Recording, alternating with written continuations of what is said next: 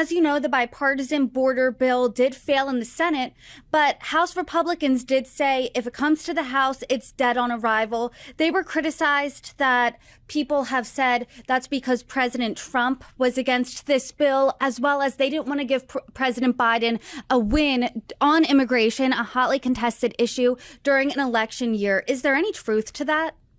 No, ma'am, I don't think there is. We'd already been leaked pretty much a lot of the detail of the bill, the 5,000 people coming over. I mean, that's a no starter right there.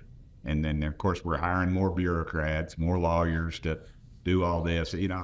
Just what part of this White House do they not understand that these folks are here illegally?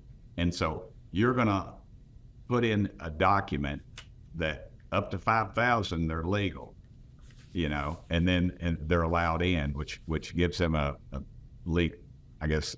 legal stance. And to me, that's a non-starter right there. And they told Trump he couldn't have $4 billion to build the wall because they said it would break us. And then we throw $114 billion at Ukraine, plus everything else we're giving them. And, we're in every war around the world, and yet we can't secure our own southern border. To me, that's just nonsense. And the American public sees it. And that's why you're seeing the president now talking. He's trying to blame Trump. Trump just said it was a bad bill. Blame him for it because he knows how bad it is. He's not following the traditional narrative that the media is putting out. And that's why he defies their odds all the time. And that's why, he will be the Republican Party nominee. Sir, based on your reaction here, it does sound like you are happy the bill did fail in the Senate, but I am curious, that was a bipartisan bill. Why is no bill better than this compromise?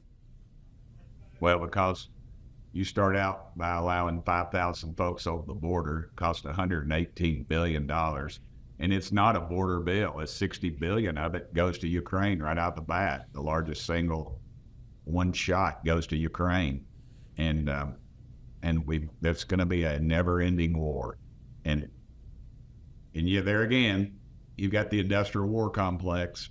It's got their fingers all over it. They're all these liberal economists are saying, well, half the money's coming back to America, buying guns and buying arms. These are people supposed to be against war. And if that was the case, just write these companies a check for $60 billion or $70 billion, and that way nobody dies. I just don't see the rationale in all this. It's a lot of, again, a lot of the big boys, the uniparty has their fingers on this thing. And, Daddy was an old World War II veteran, Marine Corps. He used to say, old men make decisions, young men die. And I'm afraid we're rapidly approaching that. We can't seem to keep our fingers out of any war in this world right now.